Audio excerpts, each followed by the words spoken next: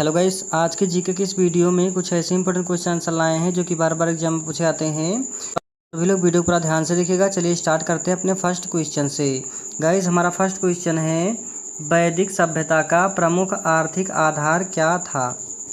दोस्तों, वैदिक सभ्यता का प्रमुख आर्थिक आधार क्या था। वेरी वेरी इंपॉर्टेंट क्वेश्चन है। सो इसका करेक्ट आंसर हो जाएगा पशुपालन। याद रखेंगे, वैदिक सभ्यता का प्रमुख आर्थिक आधार पशुपालन था। ऑप्शन नंबर बी इस प्रश्न का बिल्कुल करेक्ट आंसर हो जाएगा। चलिए अगला सवाल, वैदिक सभ्यता का प्रमुख यज्ञ कौन सा था। दोस्तों, वैदिक सभ्यता का प्रमुख यज्ञ कौन सा था। सो इसका करेक्ट आंसर हो जाएगा इनमें से सभी, यानी कि ऑप्शन नंबर डी इस प्रश्न का बिल्कुल करेक्ट आंसर है। चलिए अगला सवाल, वैदिक युग में विवाह संस्कार को क्या कहा जाता था। दोस्तों, वैदिक युग में विवाह संस्कार को क्या कहा जाता था। सो इसका correct answer option number B हो जाएगा पाणी ग्रहण संस्कार। याद रखेंगे, वैदिक युग में विवाह संस्कार को पाणी ग्रहण संस्कार कहा जाता था। ऑप्शन नंबर बी इस प्रश्न का बिल्कुल करेक्ट आंसर हो जाएगा। चलिए अगला सवाल, ऋग्वेद में किस देवी को सरस्वती कहा गया है। दोस्तों, ऋग्वेद में किस देवी को सरस्वती कहा गया है। वेरी वेरी इंपॉर्टेंट क्वेश्चन है, कई बार एग्जाम में पूछा चुका है। सो इसका करेक्ट आंसर हो जाएगा विद्या की देवी को। याद रखेंगे, ऋग्वेद में विद्या की देवी को सरस्वती कहा गया है। ऑप्शन नंबर बी इस प्रश्न का बिल्कुल करेक्ट आंसर हो जाएगा। चलिए अगला सवाल, वैदिक सभ्यता में पुरोहित का क्या कार्य था। दोस्तों, वैदिक सभ्यता में पुरोहित का क्या कार्य था। वेरी वेरी इंपॉर्टेंट क्वेश्चन है। सो इसका करेक्ट आंसर हो जाएगा यज्ञ कराना। वैदिक सभ्यता में पुरोहित का कार्य था यज्ञ कराना, यानी कि ऑप्शन नंबर सी इस प्रश्न का बिल्कुल करेक्ट आंसर हो जाएगा। चलिए अगला सवाल, वैदिक काल में गंगा नदी का उल्लेख किस वेद में है। दोस्तों, वैदिक काल में गंगा नदी का उल्लेख किस वेद में है। सो इसका correct answer option number A हो जाएगा ऋग्वेद में, यानी कि ऑप्शन नंबर ए इस प्रश्न का बिल्कुल करेक्ट आंसर हो जाएगा। चलिए अगला सवाल, नदी शब्द का वैदिक अर्थ क्या है। दोस्तों, नदी शब्द का वैदिक अर्थ क्या है। सो इसका करेक्ट आंसर हो जाएगा जीवनदायिनी। याद रखेंगे, नदी शब्द का वैदिक अर्थ है जीवनदायिनी, यानी कि ऑप्शन नंबर सी इस प्रश्न का बिल्कुल करेक्ट आंसर हो जाएगा। चलिए अगला सवाल, वैदिक काल में धनुष का उपयोग मुख्यतः किसके लिए होता था।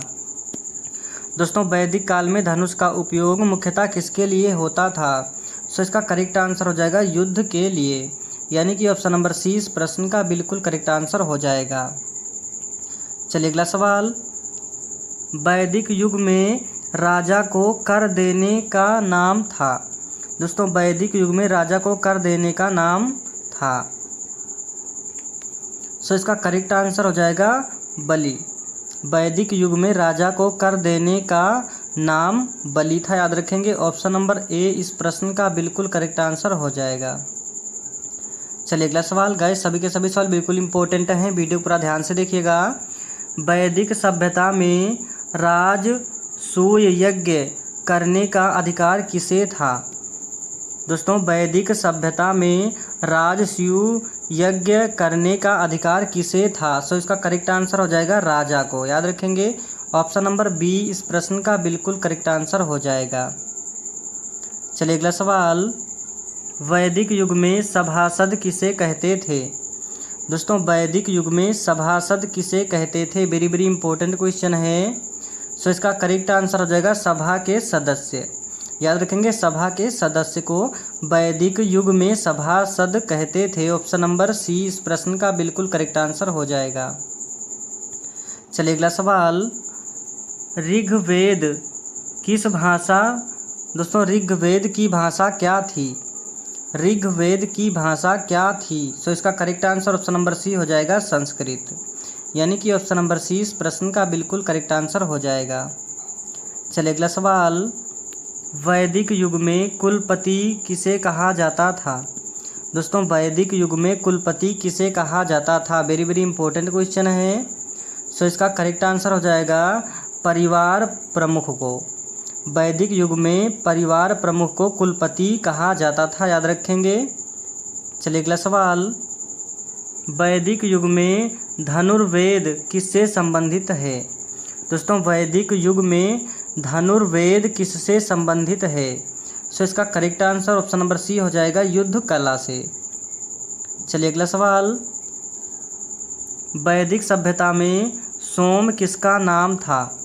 दोस्तों वैदिक सभ्यता में सोम किसका नाम था? सो इसका correct answer option number C हो जाएगा पेय पदार्थ।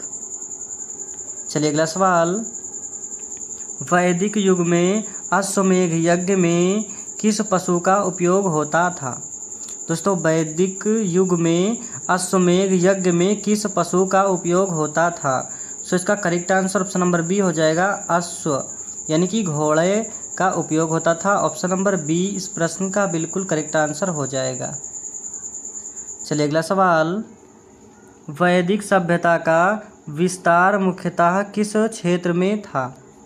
दोस्तों वैदिक सभ्यता का विस्तार मुख्यतः किस क्षेत्र में था? सो इसका करेक्ट आंसर हो जाएगा सप्त सिंधु।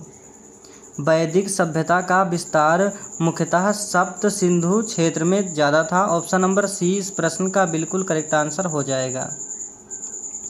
चलिए अगला सवाल, इंद्र ऋग्वेद के किस रूप में वर्णित हैं? दोस्तों इंद्र ऋग्वेद में किस रूप में वर्णित हैं? सो इसका करेक्ट आंसर हो जाएगा युद्ध देवता। इंद्र जो हैं ये ऋग्वेद में युद्ध के देवता के रूप में वर्णित हैं। ऑप्शन नंबर बी इस प्रश्न का बिल्कुल करेक्ट आंसर हो जाएगा। चलिए अगला सवाल, वैदिक युग में किस वर्ण के लोग यज्ञ कर सकते थे? दोस्तों वैदिक युग में किस वर्ण के लोग यज्ञ कर सकते थे? वेरी वेरी इंपॉर्टेंट क्वेश्चन है। सो इसका करेक्ट आंसर हो जाएगा ब्राह्मण, क्षत्रिय और वैश्य। ऑप्शन नंबर सी इस प्रश्न का बिल्कुल करेक्ट आंसर हो जाएगा। चलिए अगला सवाल, वैदिक समाज किस प्रकार का था? दोस्तों वैदिक समाज किस प्रकार का था? सो इसका करेक्ट आंसर हो जाएगा पितृसत्तात्मक, याद रखेंगे पितृसत्तात्मक। ऑप्शन नंबर बी इस प्रश्न का बिल्कुल करेक्ट आंसर हो जाएगा। चलिए अगला सवाल, वैदिक युग में सूत किसे कहा जाता था? दोस्तों वैदिक युग में सूत किसे कहा जाता था? सो इसका करेक्ट आंसर हो जाएगा ऑप्शन नंबर ए रथ चालक को, याद रखेंगे वैदिक युग में सूत रथ चालक को कहा जाता था। ऑप्शन नंबर ए इस प्रश्न का बिल्कुल करेक्ट आंसर हो जाएगा। चलिए अगला सवाल, अथर्ववेद का प्रमुख विषय क्या है? दोस्तों अथर्ववेद का प्रमुख विषय है। सो इसका correct answer option number C हो जाएगा तंत्र मंत्र, याद रखेंगे तंत्र मंत्र अथर्ववेद का प्रमुख विषय है, यानी कि ऑप्शन नंबर सी इस प्रश्न का बिल्कुल करेक्ट आंसर हो जाएगा। चलिए अगला सवाल, वैदिक युग में सभा और समिति को क्या कहा गया है? दोस्तों वैदिक युग में सभा और समिति को क्या कहा गया है? सो इसका correct answer option number B हो जाएगा जन संसद। वैदिक युग में सभा और समिति को जन संसद कहा गया है, याद रखेंगे ऑप्शन नंबर बी इस प्रश्न का बिल्कुल करेक्ट आंसर हो जाएगा। चलिए अगला सवाल, वैदिक काल में किस सभा को सबसे अधिक महत्व दिया जाता था? दोस्तों वैदिक काल में किस सभा को सबसे अधिक महत्व दिया जाता था? सो इसका correct answer option number B हो जाएगा समिति। दोस्तों वैदिक काल में समिति सभा को सबसे अधिक महत्व दिया जाता था। ऑप्शन नंबर बी इस प्रश्न का बिल्कुल करेक्ट आंसर है। चलिए अगला सवाल, वैदिक युग में सबसे सम्मानित व्यक्ति कौन था? दोस्तों वैदिक युग में सबसे सम्मानित व्यक्ति कौन था? वेरी वेरी इंपॉर्टेंट क्वेश्चन है, कई बार एग्जाम में पूछा गया है। सो इसका correct answer option number D हो जाएगा ऋषि। ऋषि जो है वैदिक युग में सबसे सम्मानित व्यक्ति माने जाते थे। ऑप्शन नंबर डी इस प्रश्न का बिल्कुल करेक्ट आंसर हो जाएगा। चलिए नेक्स्ट क्वेश्चन, वैदिक काल में शिक्षा प्रणाली थी। दोस्तों वैदिक काल में शिक्षा प्रणाली थी। सो इसका correct answer option number A हो जाएगा गुरुकुल आधारित। याद रखेंगे वैदिक काल में शिक्षा प्रणाली गुरुकुल आधारित थी। ऑप्शन नंबर ए इस प्रश्न का बिल्कुल करेक्ट आंसर हो जाएगा। चलिए नेक्स्ट क्वेश्चन, वैदिक युग में स्त्रियों को किस सभा में भाग लेने का अधिकार था? दोस्तों वैदिक युग में स्त्रियों को किस सभा में भाग लेने का अधिकार था?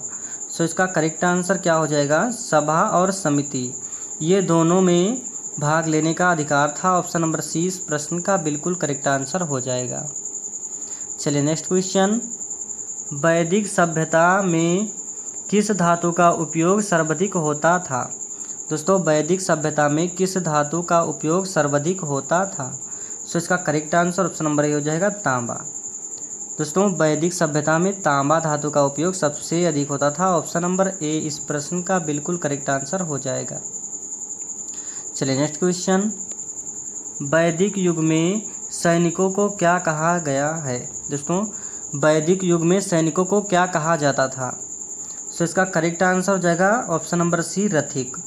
वैदिक युग में सैनिकों को रथिक कहा जाता था।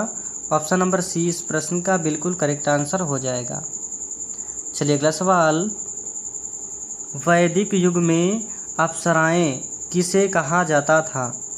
दोस्तों वैदिक युग में अप्सराएं किसे कहा जाता था? वेरी वेरी इंपॉर्टेंट क्वेश्चन है। सो इसका करेक्ट आंसर हो जाएगा नर्तकियां को। याद रखेंगे नर्तकियां। वैदिक युग में अप्सराएं नर्तकियां को कहा जाता था। ऑप्शन नंबर बी इस प्रश्न का बिल्कुल करेक्ट आंसर हो जाएगा।